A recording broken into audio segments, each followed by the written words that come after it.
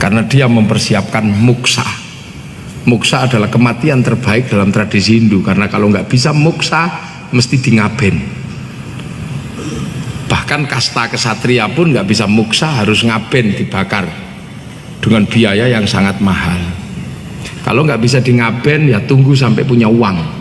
Itu biasanya kasta wisya sama kasta sudra. Nah, di bawah kasta sudra itu ada kasta paria. Kalau mati nggak ada yang ngurus karena pengemis.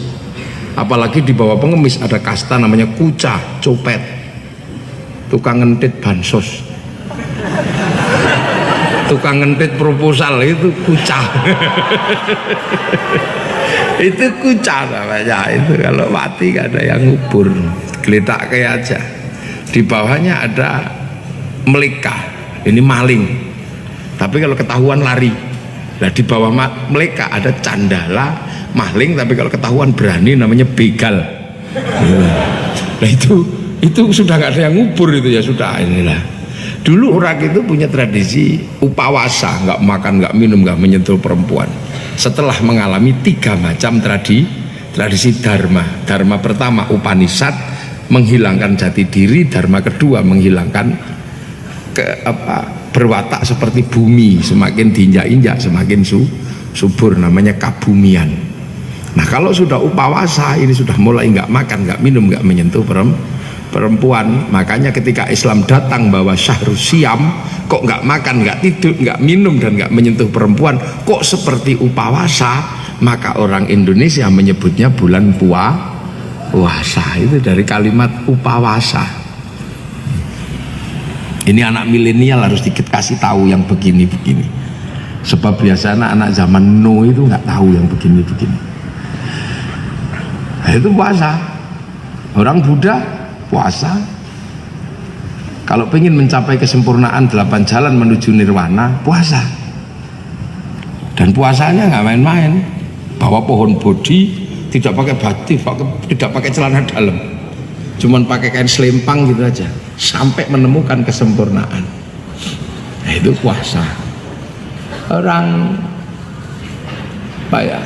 Nasrani puasa. Kalau hari Jumat, persiapan Jumat Agung sebelum Paskah, puasa. Orang Hindu, orang Yahudi puasa. Jadi hampir semua agama ini mengenal puasa. Makanya kenapa? Karena ini adalah syariat kuno. Maka Allah menyebut kama kutiba alal ladzina min qablikum. Dan puasa ini menempati ranking tertinggi dalam sejarah kehebatan anak manusia. Ini rankingnya tertinggi, apalagi di Jawa. Makanya puasa ini kalau paling di Jawa ini, yang paling aneh itu di Jawa, variasinya banyak. Ada puasa makan umbi-umbian tok, namanya ngerowot. Ada puasa makan nasi putih tok, mutih. Ada puasa makan nggak ketemu matahari, nggak ketemu sinar, pati geni. Ada puasa gandul diuit, namanya ngalong. Ya ada banyak. Ada puasa ngeluyur jalan terus itu ngedan. Jadi puasa ini macam-macam. Dan puasa ini menempati keindahan tersendiri dalam kehidupan manusia. Hajat-hajat besar itu pasti temennya puasa. Rasulullah 15 tahun naik turun ke Hira sambil puasa jadi nabi. Syekh Abdul Qadir Al-Jilani 25 tahun puasa jadi wali. Sunan Kalijaga puasa 3 tahun jadi wali. Sunan Geseng puasa 3 tahun jadi wali. Baca ya hayu ya qayyum, walaupun keliru ya kayu ya makanya puasa ini jadi menempati cerita tersendiri. Ki Gede Pemanahan itu waktu minta izin Sunan Kalijaga untuk buka hutan, karena bertanya di manakah hutan yang bisa saya tempati untuk membangun kerajaan baru. Sunan Kalijaga mengatakan nggak ada, karena hampir semua tempat sudah dipakai, tinggal ada 5 tempat setan. 1 Alas Purwo Banyuwangi, tempat setan kedua Alas Roban, tempat setan ketiga Alas Larangan Cirebon, tempat setan keempat Alas Ketonggo Ngawi, nah tempat setan kelima Alas Mentauk Merapi. Ki Gede Pemanahan milih saya Mentau aja. Maka disuruh puasa 20 tahun sama Sunan Kalijaga. Akhirnya mengambil tempat puasa di Bang Lampir Gunung Kidul. 20 tahun tirakat puasa di sana. Akhirnya buba alas Mentau. Menjadi punya anak namanya Sutowijoyo, mendirikan kerajaan Mataram. Akhirnya kerajaan Mataram dibagi dua sama Belanda, Jogja sama Solo. Jadi pada waktu Giyanti, yang Jogja akhirnya dibagi dua lagi, Hamengkubuanan Pakualaman, yang Solo Mangkunegaran Kasunanan, dan kita menempati yang Hamengkubuanan Ngayogyakarta Hadining. Jadi diem-diem kita ini menempati tempat barokahnya orang puasa. Oh, sampean ya puasa.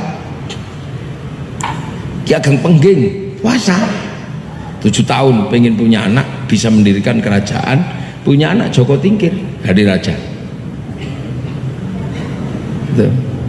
Di Jogja ada ibu-ibu pengen punya anak jadi raja, bukan turunan raja, maka sama tetangganya paling juga raja ketoprak. Tapi nekat ibu ini puasa 9 bulan saat hamil, namanya Ibu Sukirah. Loh gitu, itu ya diberkahi Allah, punya anak laki-laki jembluk, kasih nama Soeharto, itu jadi presiden 32 tahun. Ini jadi puasa ini menempati grade-nya yang luar biasa. Loh, makanya orang dulu itu kalau pengen punya hajat agak besar dikit puasa. Mencintai gadis tercantik di UGM gitu. Ya, kok ditolak gitu. Orang dulu puasa, bukannya malah beli jazz atau ninja, tapi malah puasa. 7 hari 7 malam masuk masjid UGM, baca Ya Rahmanu Ya Rahim 7 hari 7 malam, I love you. Larang dulu, iya. Kalau nggak mau Ya Rahmanu Ya Rahim, ya sunah mata kaji ajiku jaran goyang, tak goyang-goyang, ya I love you. Loh, kan puasa ini. Ini sekedar mengingatkan kembali bahwa puasa ini adalah menjadi hak semua manusia, semua mengenal itu. Dan orang dulu kuat-kuat karena puasanya kuat. Saya masih ngalami orang-orang kuat itu karena puasa, nggak terlalu pinter, bisanya cuman Bismillahirrahmanirrahim, tapi puasanya kuat, sakit gigi dia sembuh. Tapi sekarang fase-fase, tapi puasanya nggak kuat ya basin tok. Nah itulah, makanya kadang ini orang puasa ini aneh-aneh, bahkan cari nomor togel pun puasa. Dan kalau puasanya ya hebat, ya nyambung, ya tembus. Ya, makanya dulu Bismillahirrahmanirrahim, singa lewat singanya pergi. Sekarang begitu anak-anak ini takut puasa, nggak ada lagi orang kuat. Nggak kuat. Dulu ketemu singa, singanya lari. Sekarang ketemu melinjo, manusianya lari. Ini melinjo, enggak ada apa, saya murat saya. Ini santan, mau saya kolesterol katanya. Akhirnya nggak tahan tubuh manusia karena nggak puasa. Akhirnya sakit. Begitu masuk rumah sakit, dokternya angkat tangan. Saya nggak mau ngoperasi kalau nggak puasa. Puasa dulu sehari semalam baru saya operasi. Lu artinya dokter aja ngerti kalau puasa itu berguna. Untuk apa? Untuk menyelesaikan problem kemanusiaan secara fisik. Loh, makanya ayam juga ngerti kalau pengen netes ke anak, puasa 21 hari. Angkrem nggak makan nggak minum, dia gini tengah. Ular itu kalau mau melungsungi puasa, dia nggak makan nggak minum sampai kemudian kulitnya berganti. Ulet kalau mau terbang jadi kupu-kupu, puasa dulu jadi entung. Lu terbang. Lah ini kadang manusia ini nggak paham itu. Apa sih sesungguhnya yang terjadi? Kan gitu. Lah cuman kan kita ini bukan urusan begituan kalau puasa. Puasa ini kan urusannya la'allakum tattaqun, semoga kita menjadi orang yang takwa. Takwa itu apa sih? Kemanapun kita menghadapkan wajah kita, merasa ada Allah, maka imbasnya adalah menjalankan perintahnya, menjauhi Nggak, jadi takwa itu bukan menjauhi perintahnya Allah, bukan. Itu akibat orang bertakwa. Lah takwa sendiri apa ya, kemanapun wajah kita menghadap Allah. Nah di antara diri kita ini semuanya sudah pengen menghadap Allah, karena manusia sebenarnya sudah pernah ketemu Allah, tapi di langit sana. Waktu kita belum turun ke sini. Kalau yang turun ke sini ini kan kita ini, makanya kita ini kan bukan penduduk sini. Jadi manusia itu bukan makhluk sini, kita ini alien. Manusia itu penduduk langit sana, jadi temennya iblis, temennya malaikat sana, di sana belum gitu. Nah ketika di sana mau turun dibilang alastu birabbikum, nanti kalau kamu tak turun kan kamu ingat gak kalau aku ini Tuhanmu, kata Allah kepada ruhani kita manusia ini. Enggak ya Allah, saya ingat. Qalu bala syahidna, ya saya akan jadi saksi. Ya sudah kalau gitu, fanfukhurruh, kutiup kalian ke dunia ini, terbangkan ke sini, masuk ke dalam daging. Daging ini dari mana? Ya dari makanan orang tua kita. Orang tua kita makan, diproses di perut, ada yang keluar jadi tai, ada yang keluar jadi umbel, tapi ada yang namanya nutfah. What the meaning nutfah? Bukan gitu. Nutfah adalah zat hidup yang ada dalam setiap makanan, karena firman Allah idza arada syai'an ayyaqula lahu kun. Kunnya itu kemudian namanya nutfah, itu zat hidup, simpen teng sini. Yang laki-laki juga menyimpan, perempuan nyimpan nutfah itu. Cuman sifatnya berbeda, yang satu X, yang satu Y kan gitu. Iya enggak? Jangan-jangan saya salah. Kan saya bukan dokter. Nah itu nanti terus dicampur, proses pencampuran itulah yang kemudian legal standingnya. Qabil tu nikah, itu namanya nanam di dalam musim, jangan sampai tanam di luar musim, nggak jadi.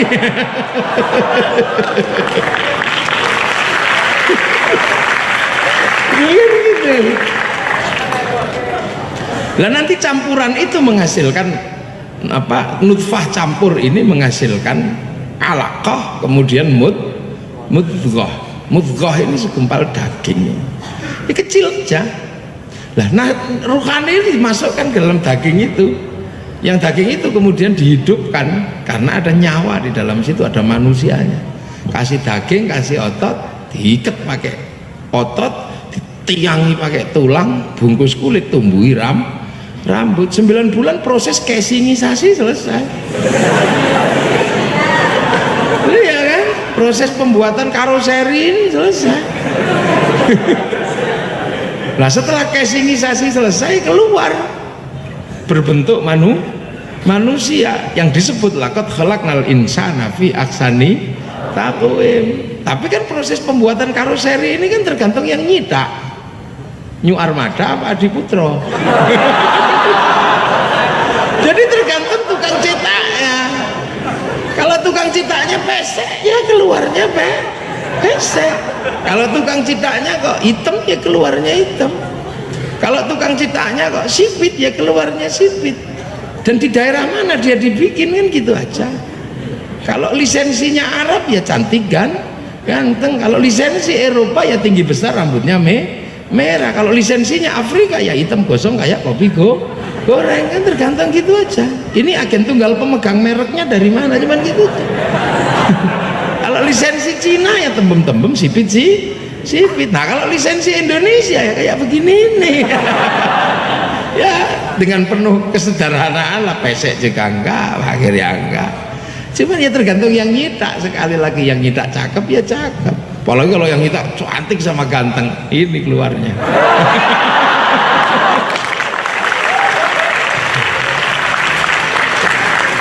Nah ini, jadi kita ini alien sebenarnya. Makanya laqad khalaqnal insana fi ahsani terbaik. Yang asli sini ini bukan kita, yang asli sini kambing asli sini, sapi asli sini, monyet asli sini. Makanya terbaik kita ini. Sama kambing baik mana? Ya baik kita. Hidung kambing dari dulu cuman begitu, iya kan? Karena nggak bisa ngupil, makanya ya hidungnya nggak perlu mancung, cuma kayak gini aja biar nggak perlu langsung upilnya keluar. Lah kalau manusia hidungnya bagus, tangannya bagus, mulutnya bagus. Mulut manusia paling baik. Mulut kambing begitu-begitu aja, bunyinya cuma dua. Kalau lapar kalau pengen kawin mbak itu kambing. Nah kalau manusia komplit ini, nirukan apa saja wong aksani takwim, bentuk terbaik, bunyi nggak ngomong dia bisa bunyi wong manusia.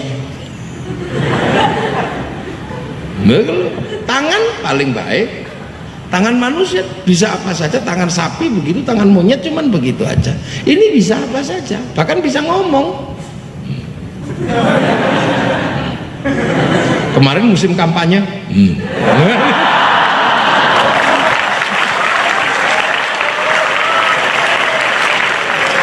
ada yang ada yang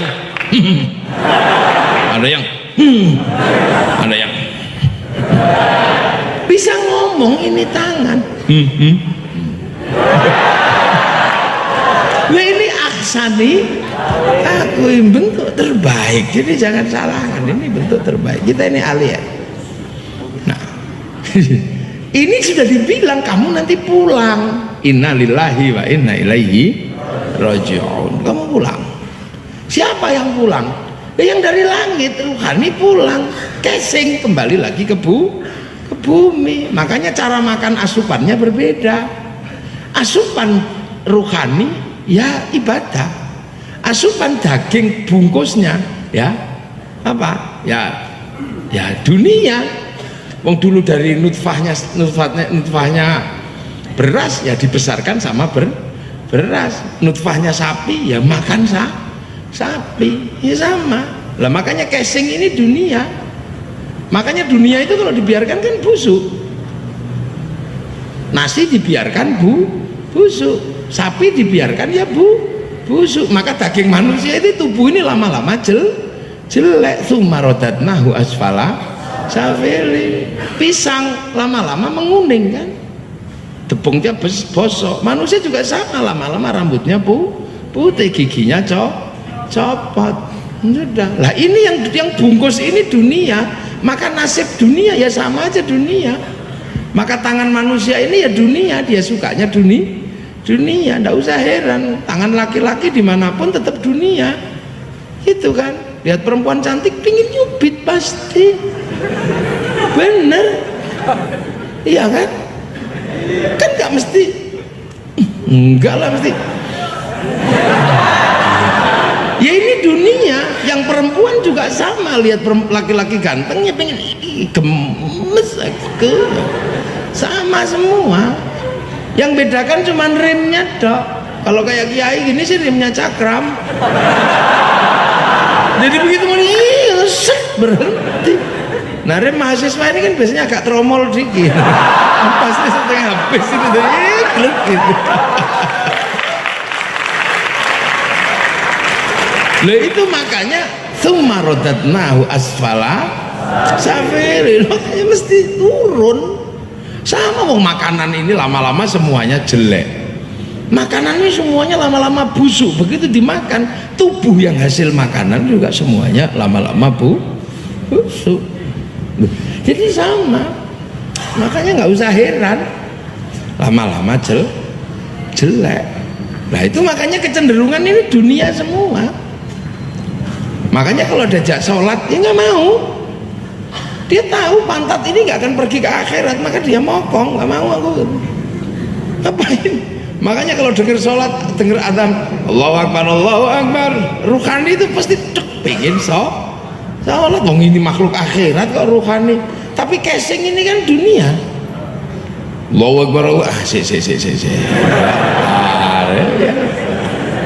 Iya kan? Ya saja.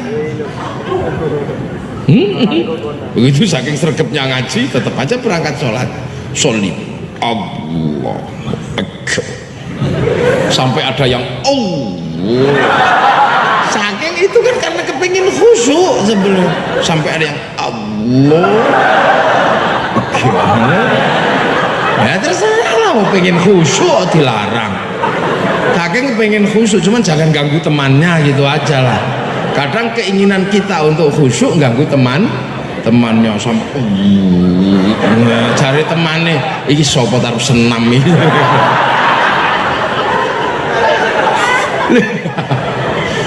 Ada yang sampai iki nyetopo saking kepengennya khusyuk sampai kemudian ada yang begek-begek kakinya melebar saking kepengennya khusyuk, tapi yang dunia tetap nggak mau. Bismillahirrahmanirrahim, begitu ada ting ting ting bakso bisa. Wah, itu susahnya luar biasa, berat. Allahu akbar. Itu terus Bismillahirrahmanirrahim sampai isma rabbikal a'la alladzi khalaqa fasawwa. Lamai.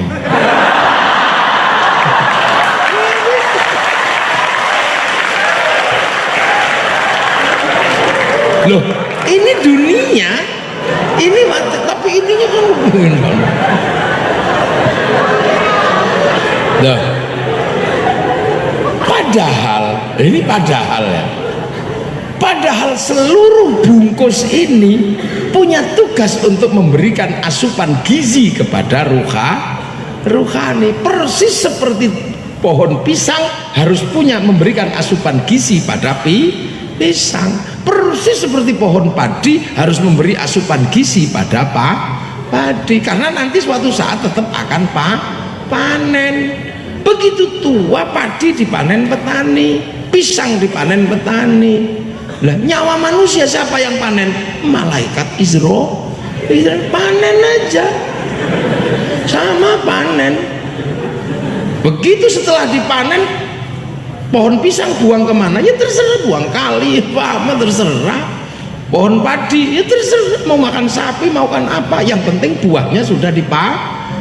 Sama dengan manusia, kalau sudah dipanen nyawanya ya rebutan buang bungkusnya tadi itu. Buang aja, ini jelek-jelek bosok nanti ya, buang.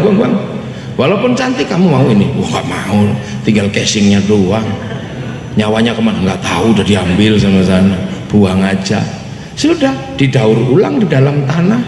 Kalau padi didaur ulang oleh pohon padi didaur ulang oleh perut sapi, pohon pisang didaur ulang oleh sawah dan kali. Ya, tubuh manusia didaur ulang oleh cacing. Sudah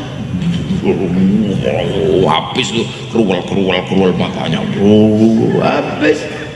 Nanti cacingnya gosok juga, saripati cacing diisep lagi sama rumputnya untuk makan kambingnya dimakan sampean lagi. Itu namanya teori rantai makanan gitu.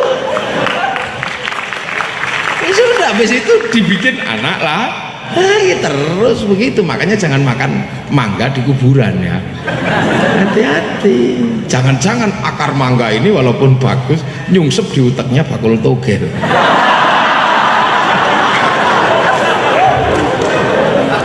Nah inilah, jadi di dalam adat kita ini puasa begitu. Oleh agama disebut la'allakum tattaqun. Nah, yang bisa menghadap Allah ini apa? Ruhani. Tapi bungkusnya kan jasmani. Nah, jasmani punya tugas memberikan makanan ruhani. Makanya setelah jasmaninya hilang, ruhaninya ya tidak ada masalah. Pohon pisang nggak ada, tapi selagi pisangnya masih ada, masukkan ke laboratorium. Sehidupnya pisang ini ketahuan pupuknya apa, makanan asupannya apa, organik atau bukan organik. Jadi laboratorium tidak perlu membawa pohon pisang, cukup ngambil pisang. Begitu juga padi, begitu sudah dipanen ini berasnya, masuk laboratorium, lab tidak membutuhkan lagi pohon padi. Seluruh rekaman makanan dan asupan pohon padi terekam di dalam beras. Lah sampean sama saja. Kalau sudah masuk laboratoriumnya Allah, mithqala dzarratin khairan yara, mithqala dzarratin syarran yara. Nggak perlu lagi butuh tubuh seperti handphone dan syuting ini untuk merekam saya. Luar habis rekam saya, banting aja itu, banting, injak-injak sampai hancur, bakarlah, nggak ada masalah. Yang perlu kau selamatkan cuma satu, chipnya jangan sampai hancur, karena semua perangkat ini hanya memberikan asupan kepada kartu memori. Selagi memorinya masih ada, itunya hancur nggak ada masalah, puter ulang gini saya masih ada. Nah itu sama, manusia juga sama lah, jangan sampai asupannya itu jelek. Nah yang membuat asupan itu jelek apa? Nafsu. Nah itu ada di dalam jasad. Makanya kalau nafsunya dalam jasad ini kuat, rekamannya pasti jelek. Makanya nafsunya turunin sebentar aja deh, biar rekamannya bagus. Jelek no kalau nafsunya tinggi. Mata ini kalau nafsunya tinggi, rekamannya jelek terus, ya kan? Nafsunya tinggi, lihat orang kulitnya mulus, itu pakai, wah itu pasti Natasha itu. Rekamannya di sini Natasha, iya kan? Punya pacar gendut. Kalau nafsunya masih tinggi, punya pacar gendut, masya Allah, apa itu drum. Rekamannya drum, belajar salah, drum, iya. Orang kalau nafsunya tinggi pegang sesuatu, yang disebutnya gembira loka. Sepatu sholat itu hilang, kalau nafsunya gede, itu sendal hilang apa sepatu hilang, oh wedus gitu. Yang terekam, wedus apapun yang hilang kamu direkam di sini terus, memorinya kuat di sini. Memori kita terekam dengan servernya Gusti Allah, namanya Lauhil Mahfuz. Makanya tidak usah khawatir sampean, direkam di sana ada.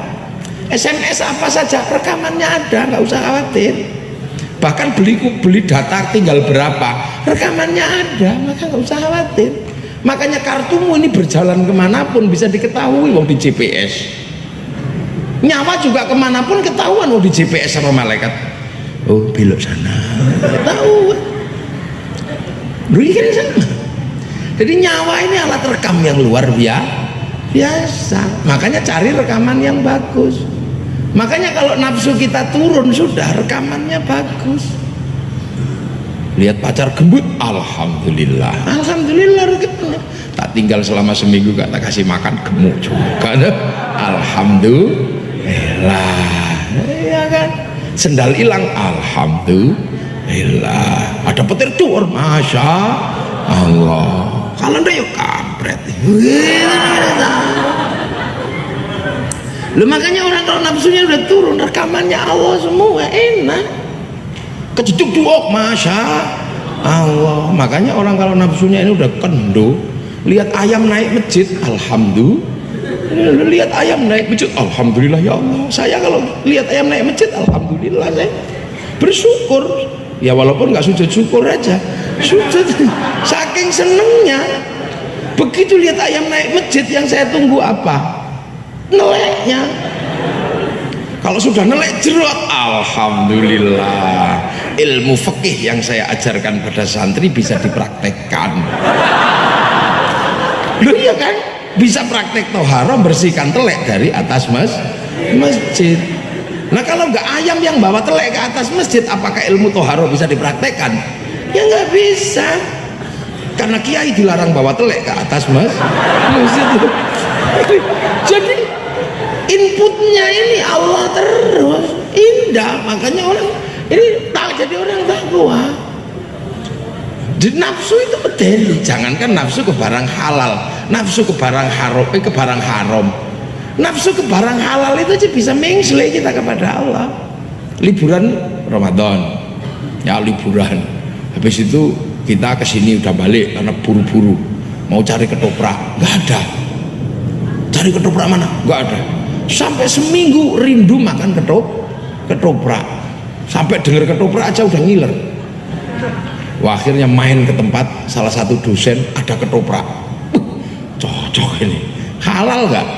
Ya halal, tapi hati-hati jangan dimakan, karena nafsu selama seminggu lebih akan membuat ketoprak ini menjadi sangat nikmat. Begitu dimakan, ya Allah nikmatnya.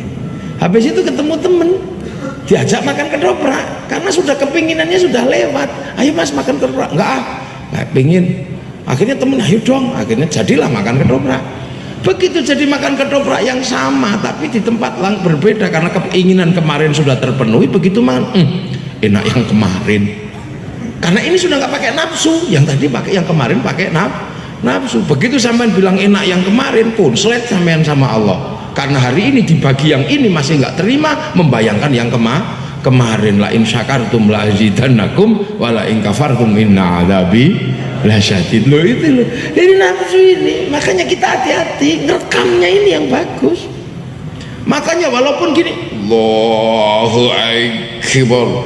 Ini kadang bisa nggak ngerekam, hati-hati. Kenapa? Karena rekamannya ke tempat tetangga. Oh, ada calon mertua gitu.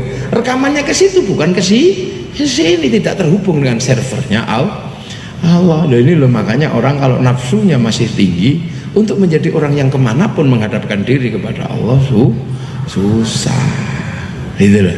Lah makanya ini ajaran diteruskan karena manusianya masih sama. Makanya pelajaran-pelajaran dasar masih diberikan oleh Allah sampai ke zaman Nabi Muhammad. Karena Nabi Muhammad juga masih mimpin manusia. Nah ini yang kadang orang tidak menyadari gitu loh. Maka pelajaran-pelajaran kuno ini masih diajarkan kepada Islam, pada Nabi Muhammad. Kenapa kok pelajaran kuno masih diajarkan? Ya karena bagaimanapun juga Nabi Muhammad ini adalah penerus dari masa lalu. Nabi Muhammad ini kan Nabi milenial, Nabi paling akhir yang punya umat kayak kita ini. Makanya Nabi Muhammad ini diajarkan tentang masa lalu, disebut kama kutiba alal ladzina min qablikum. Dan hampir semua pelajaran Nabi Muhammad ini kan terhubung dengan masa lalu. Karena Nabi Muhammad ini cuma penerus. Nah, Nabi Muhammad ini penerus. Penerus apa? Penerus kenabian yang humadamun Idrisun Nuhun Utuma Soleh wa Ibrahim kulun muttaba Lutun wa Ismailu Ishaqu kada Yaqubu Yusufu wa Ayyubu tada Syu'aibu Haruna wa Musa wal Yas'adul Kifli Dawudu Sulaimanut taba Ilyasu Yunusu Zakaria Yahya Isa wa Qoha Khotimun Da'goya. Diajarkan. Nabi ini penerus Nabi terakhir. Makanya ketika mengajarkan sesuatu Allah memberikan gambaran ini juga di masa lalu. Dan Nabi Muhammad diajarkan untuk selalu mengenali masa lalu. Apa untuk pelajaran Nabi Muhammad juga tidak boleh melupakan masa lalu. Ya buktinya Islam dilempar ke masa lalu. Masa lalu mana? Ya setiap hari ini kan kita ini menghadap ke masa lalu. Sampai 5 kali sholat itu kan menghadap ke masa lalu. Kemana? Ke fawallu wajhaka syatrul masjidil haram. Kita ini suruh menghadap ke Masjidil Haram. Kenapa? Karena di Masjidil Haram ada Ka'bah. Ka'bah itu adalah sejarah masa lalu manusia. Karena Ka'bah disebut inna awwala baiti wudi'a lin-nasi lalladzi bi Bakkah mubarakah wa hudal lil alamin. Jadi awwala baitin, rumah pertama di muka bumi itu ya Ka'bah itu. Kita disuruh ngadep ke sana setiap hari agar masa depan kita tidak meninggalkan masalah, agar kita tetap ingat bahwa kita ini makhluk langit. Karena Ka'bah adalah tanda pertama ketika Nabi Adam turun. Terus kemudian kita juga nggak boleh melupakan masa lalu. Kita disuruh ibadah haji. Ibadah haji itu puncaknya di mana? Di Jabal Rahmah. Jabal Rahmah itu apa sih sesungguhnya? Adalah titik pertemuan kakek buyut kita namanya Adam Hawa. Tapi Nabi Adam itu kan dulu di langit sana, di langit sendirian pertama itu, terus sepi, punya teman malaikat, punya teman iblis, nggak seru. Kalau bahasa sekarang curhat sama malaikat Jibril, ya Jibril sepi gitu. Nah kenapa? Aku lagi galau ini. Galau kenapa? Nggak tahu deh. Aku diciptakan oleh Allah, ini aku udah ngerti semua sekarang. Tentang tangan aku ngerti fungsinya, tentang mulut aku nanya, tentang kaki aku ngerti maksudnya. Cuma ada satu aku yang nggak ngerti. Apa itu? Itu nggak ngerti aku. Apa? Ya ini nggak ngerti. Ditanyain dong sama ini apa? Aku belum bangun, dia udah bangun. Aku masih tidur, dia bangun sendirian. Oh ya sudah, nanti aku tak bilang sama Allah, dibikinlah Siti Hawa. Begitu dibikin Siti Hawa, oh aku tahu maksudnya. Ntar dulu, nikah. Maka syariat pertama manusia ya nikah itu. Jadi syariat pertama di muka bumi itu nikah itu. Makanya sampean tak doakan cepat menikah biar merasakan syariat pertama. Itu dunia yang paling indah itu di situ. Usia berapa sampean?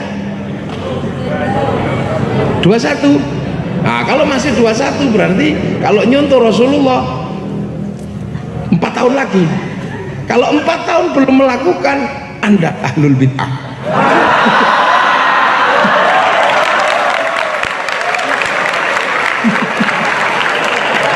Lu kalau usia 25 kok belum menikah, bagi yang laki-laki ahlul bid'ah. Ahlul bid'ah wal jamaah. Iya. Saya 22,5 dulu. Jadi tidak sampai pada garis demarkasi bid'ah. 22,5 kurang 22,5, jadi saya lebih cepet. Iya. Istri saya 16,5. Ibu. Indahnya luar biasa. Kenapa saya sebut indah? Kalau nggak punya uang minta orang tua, pantes. Kan masih anak-anak. Kalau sudah 30 lebih minta, nggak pantes, jelek, enak. Jalan kemana-mana dikira pacaran, indah. Nah, salah iya. Saya 12,5, si saya masih 16 aja belum genep tuh. Sama-sama anak kecil. Jadi sama-sama cerewet, nangisan. Nah, ini terus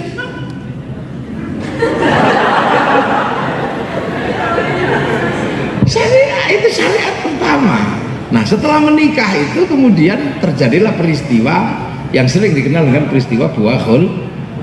Itu Nabi Adam turun ke bumi. Begitu turun ke bumi kaget, jauh sekali ternyata. Maka berikan tanda inna awwala baitin wudi'a lin-nasi lalladzi bi Bakkah mubarakah. Habis itu terus kemana-mana yang dicari siapa?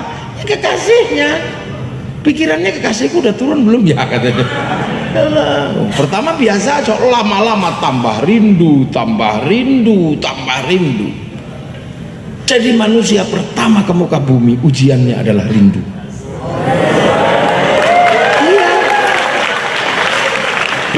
Belum diuji apa-apa sudah diuji rindu. Makanya di dunia ini nggak ada yang paling berat selain rindu. Maka jangan rindu itu berat. Rindu itu sakit. Aku pernah ngalami itu. Kalau kalian kan nggak ngalami, wong kalian anak milenial. Kalau zaman saya rindu itu beratnya luar biasa. Saya nggak bayangkan Nabi Adam dan Siti Hawa membawa kerinduan 200 tahun. Saya itu pernah mengalami rindu dan berat memang. Kalau dulu rindu itu berat karena kita anak zaman zaman ol, mesti cari kertas ke pasar, warnanya pink, baunya yang mawar, jangan sampai bau kamboja. Tulis itu. Rindu itu berat, bener. Kekasihku, aku merindukanmu malam hari ini dan serasa nggak tahan aku rindu padamu karena engkau telah masuk penjara suci, pesantren maksudnya.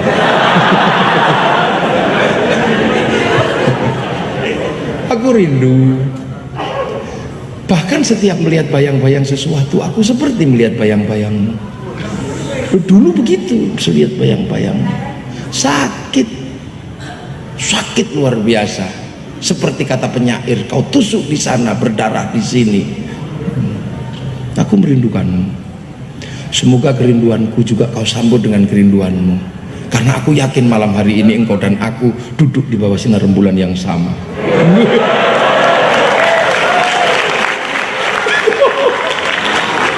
Itu dulu.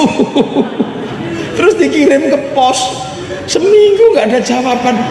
Segini. Jangan-jangan ketangkep pengurus.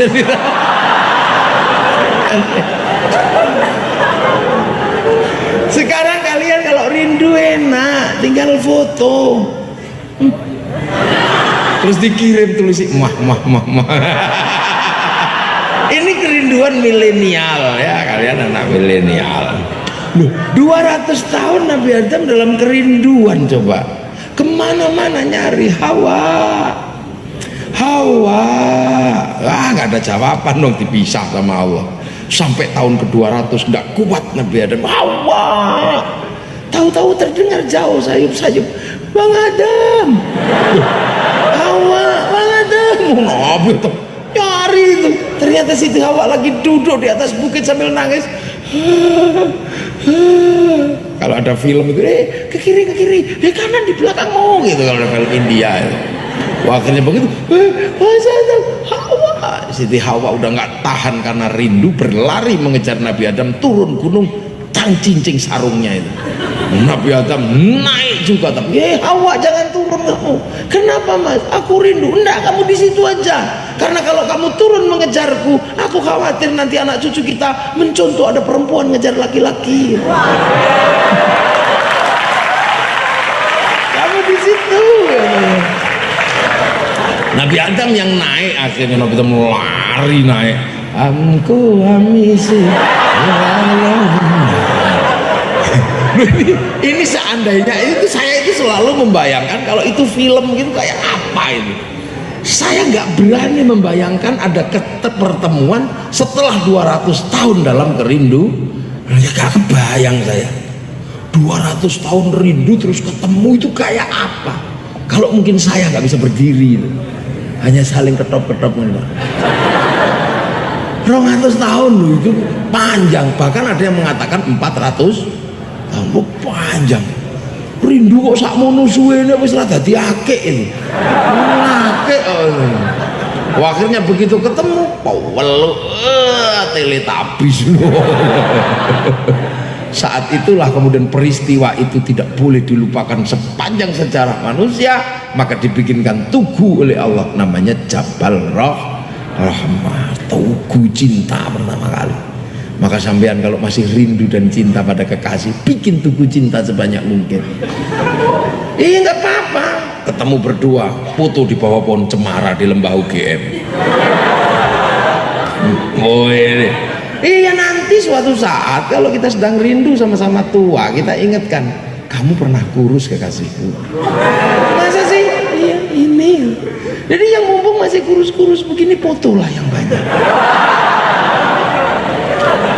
Saya punya pengalaman, perempuan saya itu kurusnya luar biasa, tidak sampai 50 kilo, kecil, tinggi 170 lebih. Iya, kurus, dan punya anak 1 68, anak 2 85, anak 3 udah 1 tingkat, 1 kintal, anak keempat udah nggak saya timbang sudah. Dan saya menyesal hanya menyisakan 4 foto di masa lalu yang selalu dia banggakan. Aku pernah kurus, iya, aku masih ingat, cuman ya gitu deh. Lebih gitu cinta.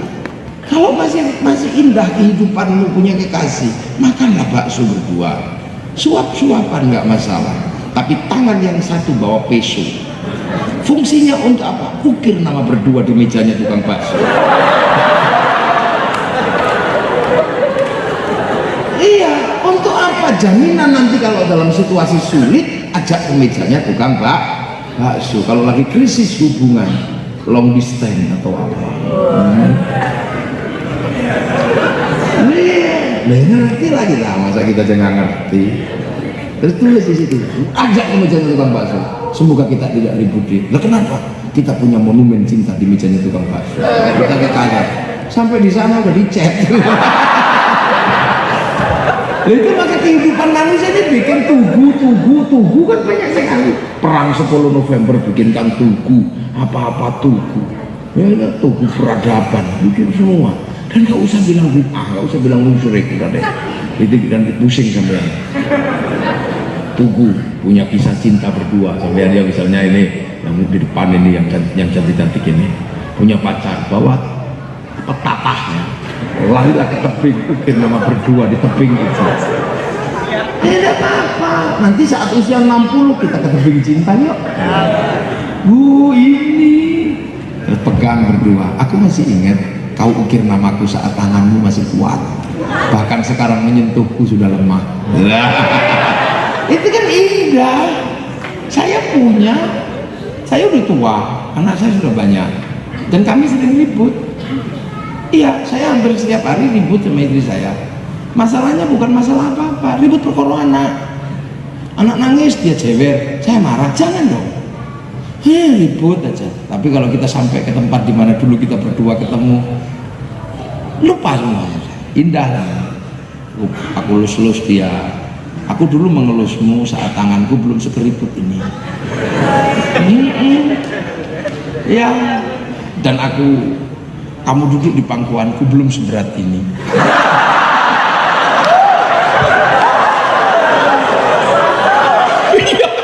Loh, saya mesti jujur. Saya lari-lari di gunung-gunung ini, gunung-gunung Parangtritis itu gunung-gunung pasir. Kejar dulu kali kalah saya sama itu saya. Larinya kencang, sekarang kejar. Nggak perlu kejar, tak biarin aja mangsolot sendiri. Itu indah kalau kita punya monumen, dan monumen itu jangan dilupakan. Sekali-sekali berdua, kalau masih sangat rindu berdua, kemana gitu naik motor berdua. Apalagi kalau hujan, saya pernah punya kenangan itu. Hujan deras, bannya kempes, jembimbli gitu berdua. Itu sampai sekarang setiap lewat jalan itu, saya berkomentar.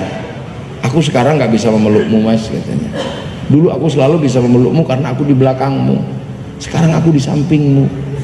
Mungkin nggak kita naik motor lagi lewat sini dan bannya meletus.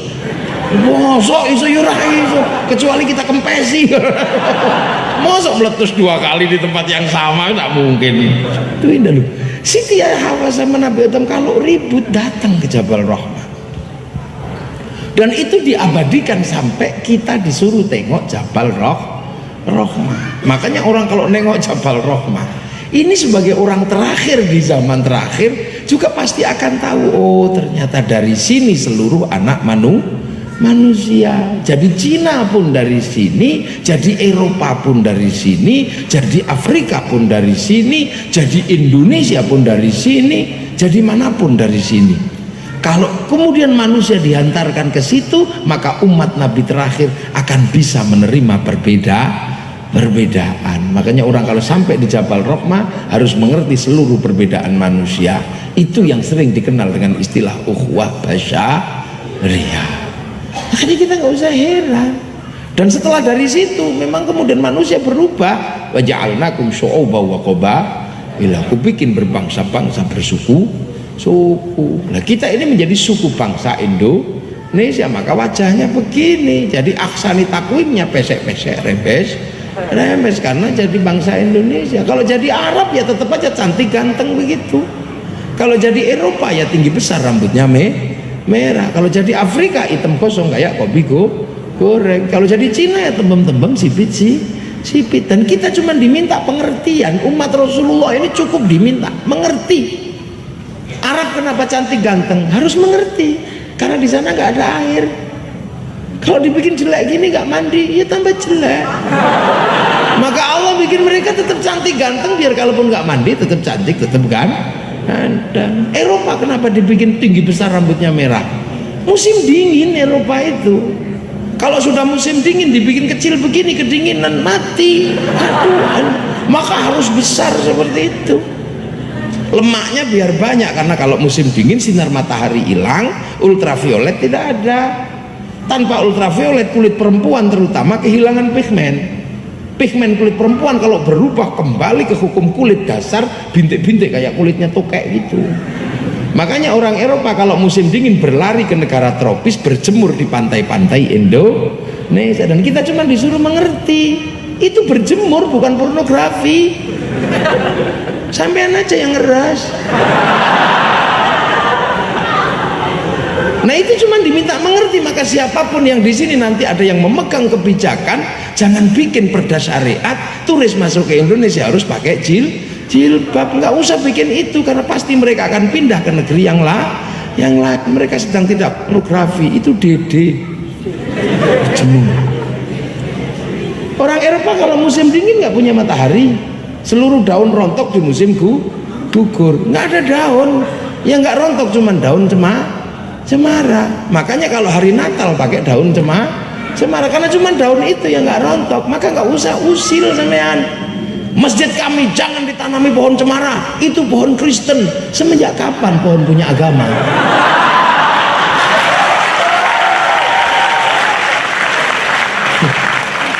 Kita ini cuma diajarkan lita'arofu agar pengertian.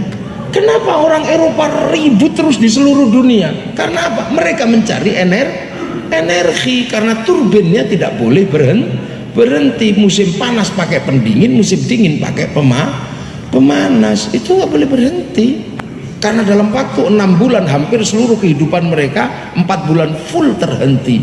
Dan itu butuh jaminan hidup yang sangat besar dari negara.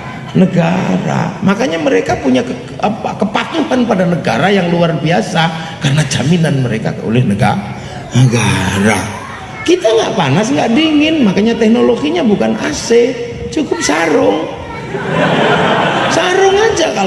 Kalau kedinginan kemulan sarung, panasan kebut-kebut pakai sarung, mandi di kos anduk sarung. Nah ini bagian dari lita'arofu, mengertilah. Eropa kalau musim dingin nggak punya ikan, mengering semua sungainya, maka musim panas ngawetkan ikan, namanya sarden. Kita ngapain makan sarden? Setiap hari ada kita ikan di sungai, nggak dapat ikan kodok juga ada. Nah cara pandang ini penting, terutama bagi anak-anak yang pintar. Cina kenapa sih tembem-tembem sipit-sipit? Ya musim dingin mataharinya keluar, sementara salju tuh turun. Silaunya kayak apa coba? Lama-lama krip-krip. Afrika hitam gosong. Karena apa? Singa di sana. Kalau dibikin putih dikejar singa kelihatan. Kalau dibikin hitam gitu tengkurap hilang.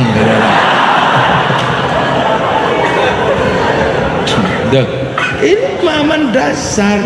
Lah kita mana? Kita Indonesia, kecil-kecil, pesek-pesek, nggak ada masalah. Tapi oleh Allah kita ditempatkan di buminya yang paling indah, namanya Indonesia.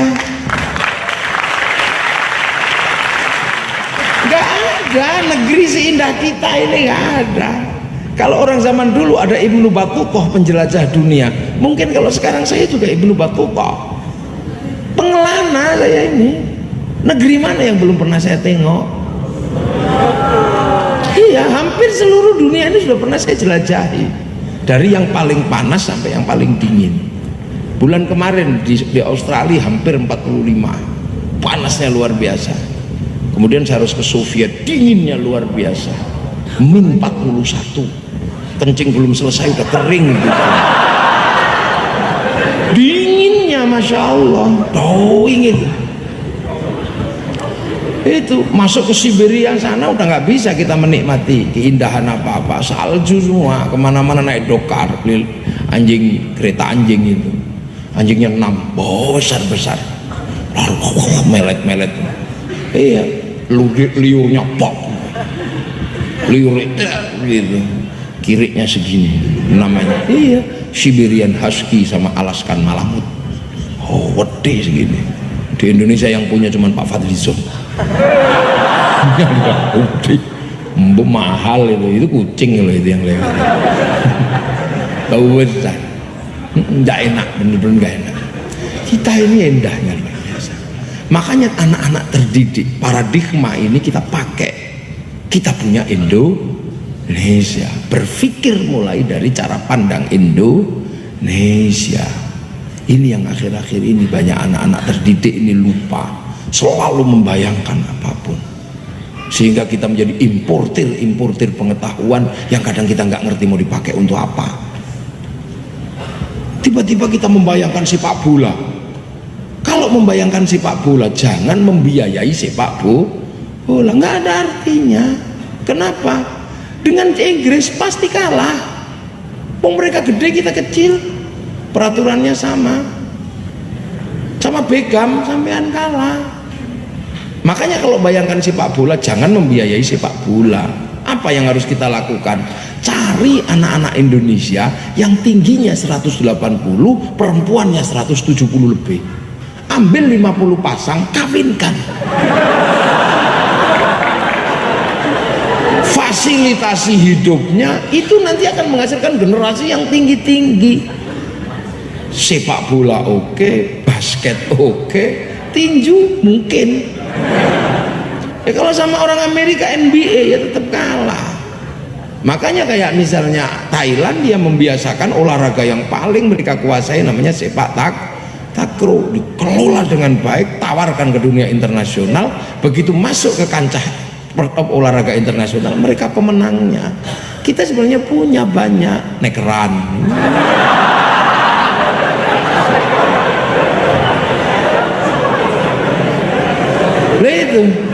Lah ini kan dulu yang diperdebatkan nenek moyang kita di zaman balai pustaka.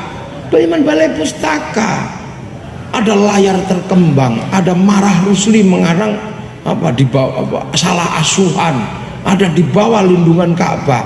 Ini apakah Indonesia ini mengambil Eropa atau bertahan dengan Indonesia? Itu dalam segala hal, bahkan sampai dalam hal agama pun seperti itu. Nah sekarang enggak, pikirannya ini sudah ke sana semua. Yang modern nggak pede kalau nggak pakai Timur Tengah, maka teori pakai Arab, pakai Eropa, teori besar bawa ke sini. Yang sekarang dari Arab dibawa ke sini. Makanya kadang anak-anak mahasiswa ini banyak yang aneh-aneh sekarang. Saya nggak ngerti deh anak milenial ini. Makanya Nabi Muhammad, Nabi milenial, tarik ke belakang. Lah anak sekarang kan anak milenial, anak yang kehilangan jarak dan waktu. Loh, milenial ini kan membuat orang kehilangan jarak dan waktu.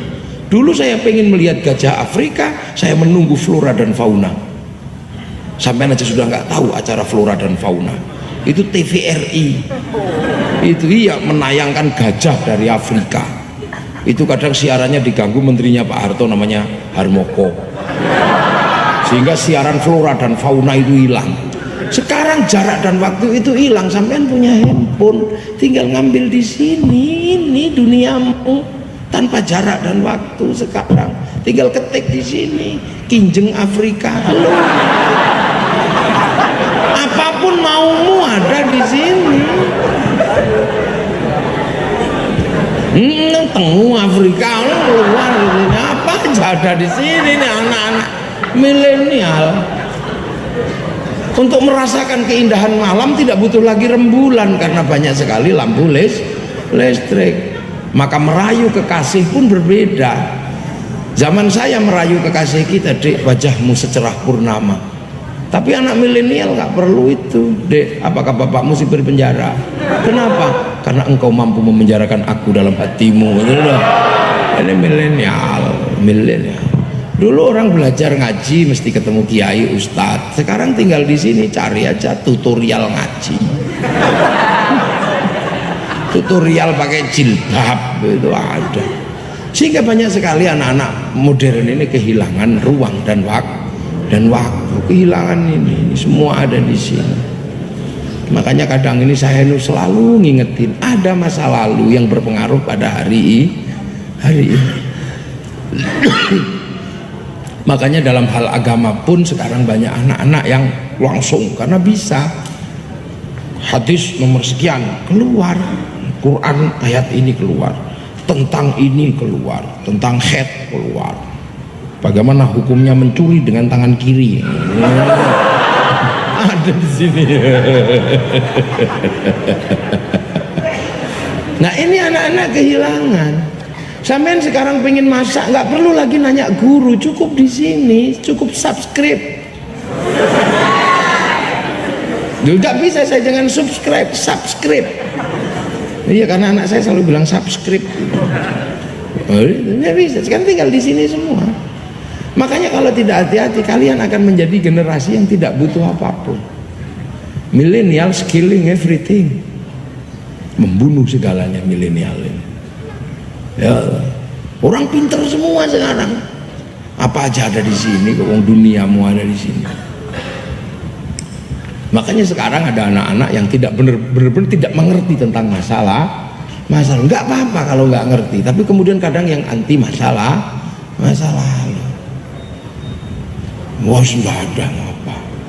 Bahkan misalnya yang paling berbahaya itu kalau sudah berbicara tentang agama. Orang kalau sudah kehilangan masa lalu berat, semua dinafikan, nggak ada ya Pak, udah.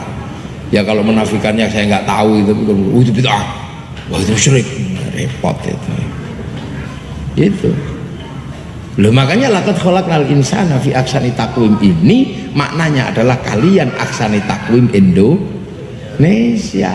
Jadi ahsani taqwim terbaik itu ada versinya, versi Indonesia. Ya pesek-pesek gini versi kita. Kalau ahsani taqwim versi Arab ya begitu itu. Dan semua sama tuh, marodatnahu asfala safilin illal ladzina amanu wa amilus kecuali orang yang beriman dan berbuat baiklah. Sudah, kalau sudah berbicara iman, ini artinya kita harus membicarakan sesuatu dengan narasi yang berbeda-beda.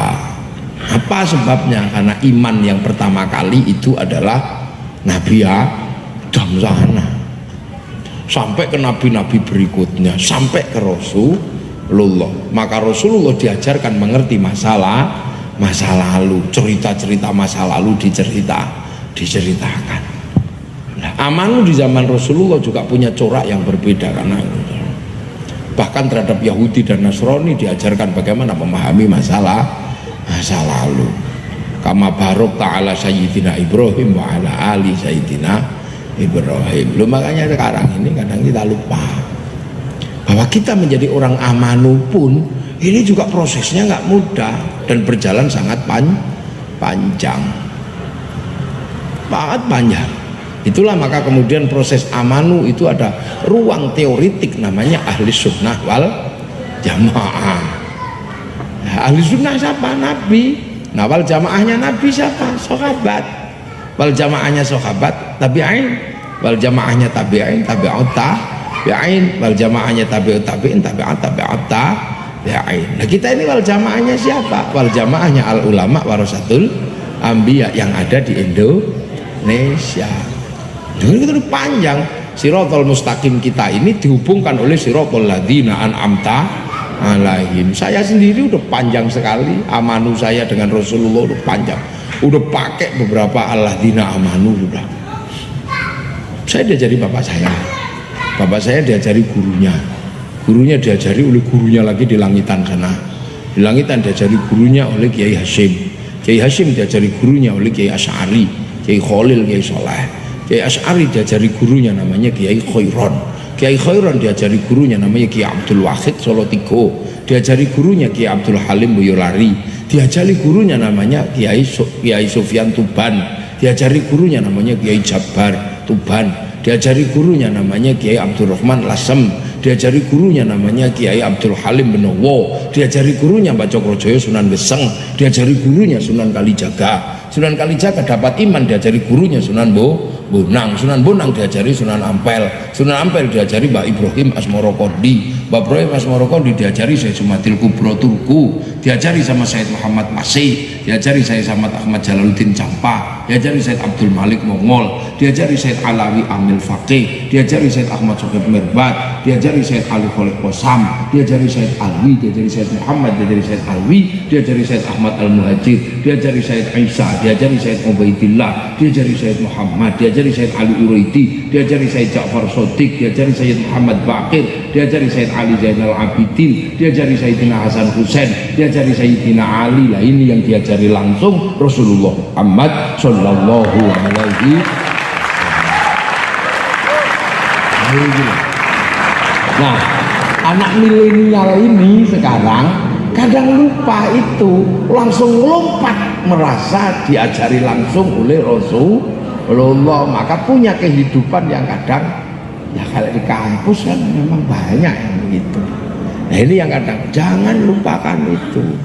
Ahli sunnah ini kita amanu, kita ini panjang sana.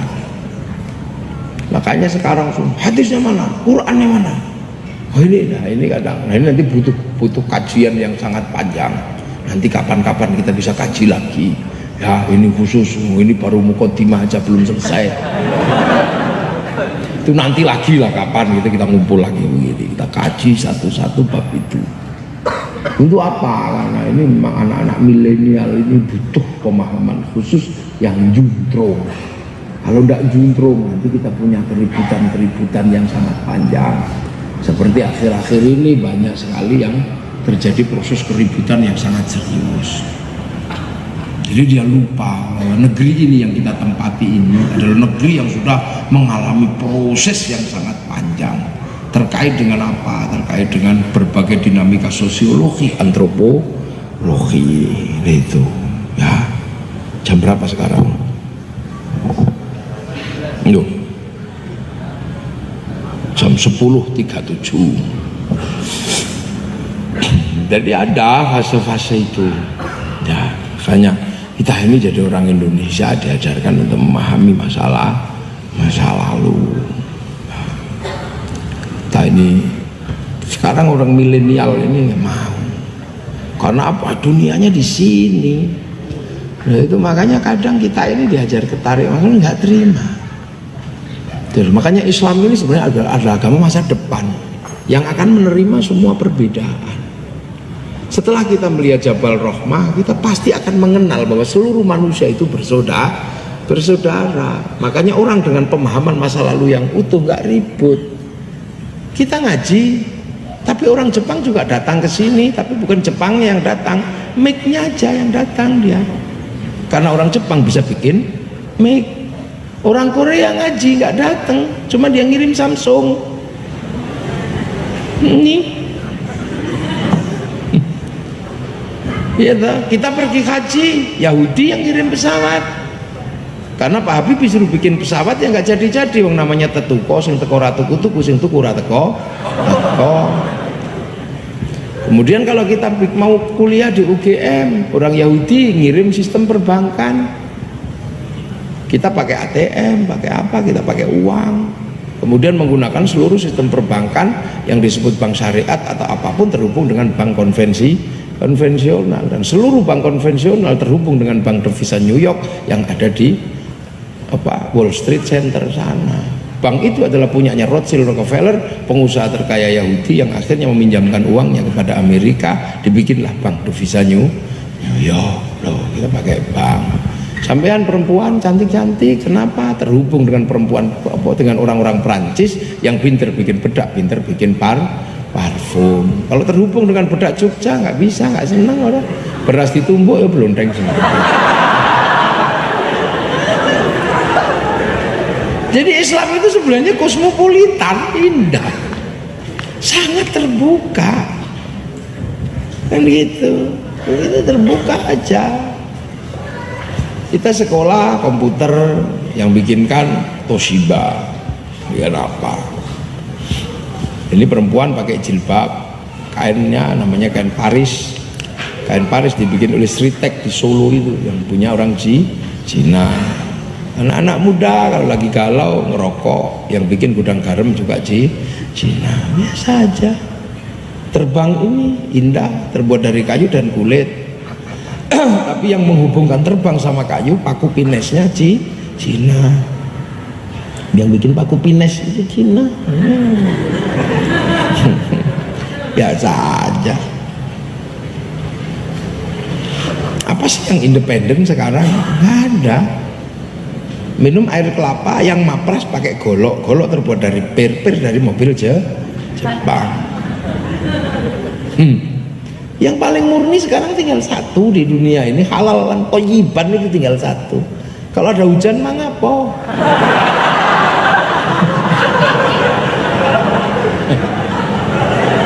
Jangan pakai ciduk itu produksi Cina.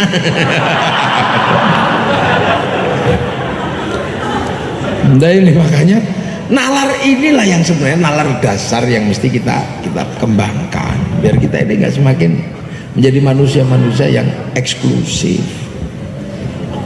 Islam itu ngajarin itu, ditarik ke belakang. Itu. Nah, kadang disuruh ke Jabal Rohmah itu artinya apa? Suruh melihat masa lalu agar kaum muslimin mampu menerima setiap perbedaan.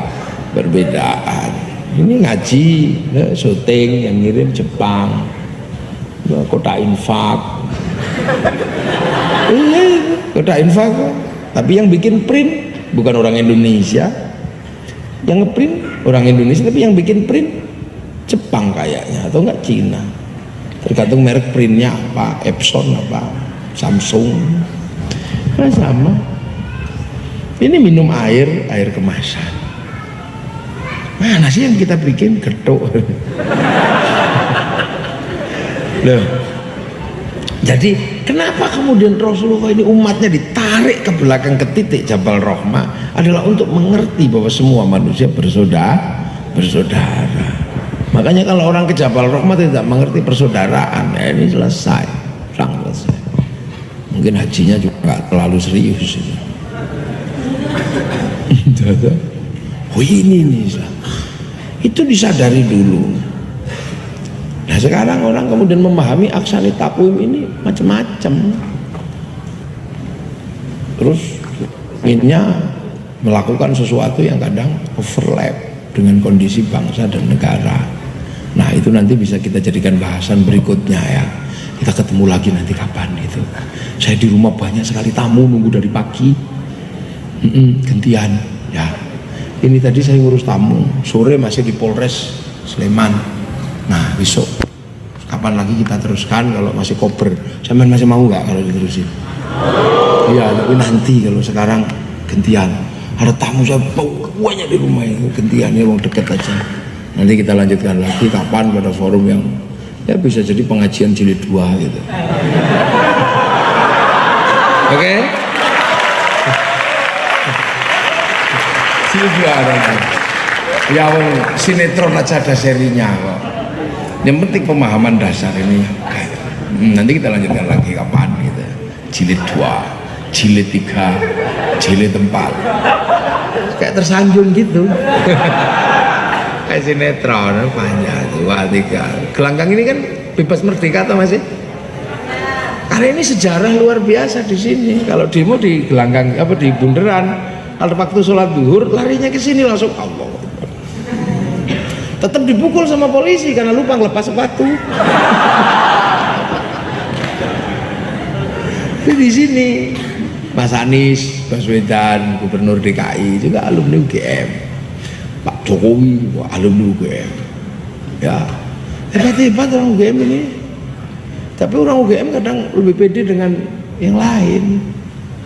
Percaya sama UGM-nya sendiri.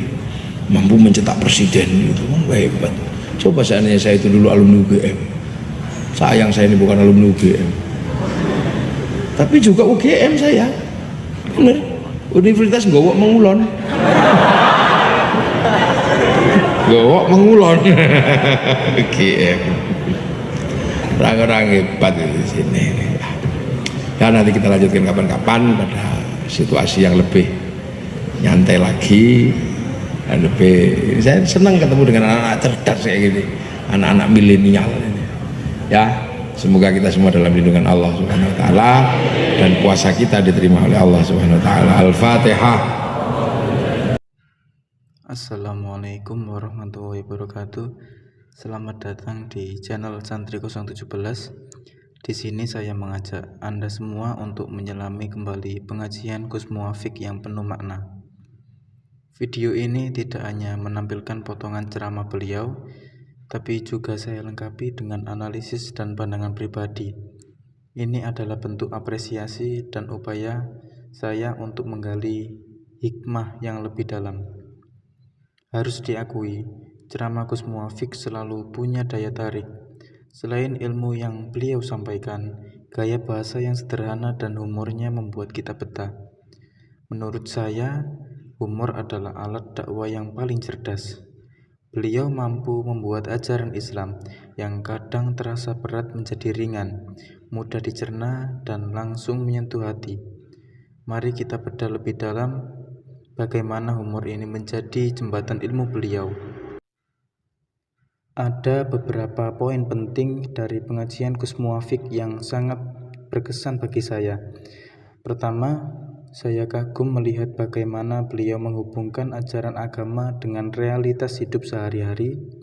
Beliau tidak hanya sekadar untuk membahas dalil dari kitab, tetapi juga memberikan contoh nyata yang relevan dengan kehidupan kita, mulai dari urusan rezeki, hubungan bertetangga, hingga masalah rumah tangga.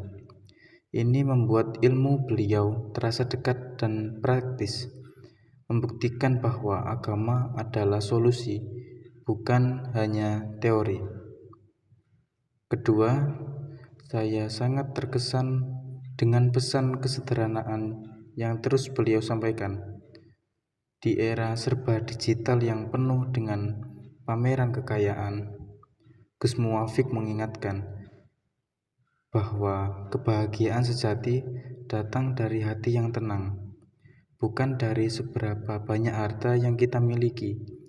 Pesan beliau, jangan terlalu sibuk mengejar dunia sampai lupa mengejar ketenangan batin, adalah tamparan halus yang mengingatkan kita bahwa kebahagiaan sejati bersemayam di dalam diri kita.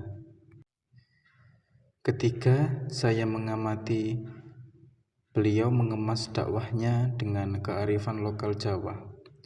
Sebagai ulama dari tanah Jawa, beliau sering menyisipkan peribahasa atau pepatah Jawa yang penuh makna. Metode ini sangat efektif karena membuat ajaran Islam lebih mudah untuk dipahami dan mengakar dalam budaya setempat. Beliau berhasil membuktikan bahwa dakwah bisa beradaptasi dengan konteks budaya tanpa mengorbankan esensi ajaran Islam itu sendiri. Dan yang terakhir adalah peran beliau sebagai figur masyarakat yang dicintai. Gus Muwafiq bukan hanya seorang penceramah, beliau adalah sosok yang dekat dengan umatnya, penasehat, penengah masalah, dan pemimpin spiritual. Beliau berbicara bukan dari posisi yang lebih tinggi, melainkan sebagai seorang ayah, teman, atau guru yang tulus membimbing. Ini mengajarkan kita tentang pentingnya adab dan ketulusan dalam berdakwah.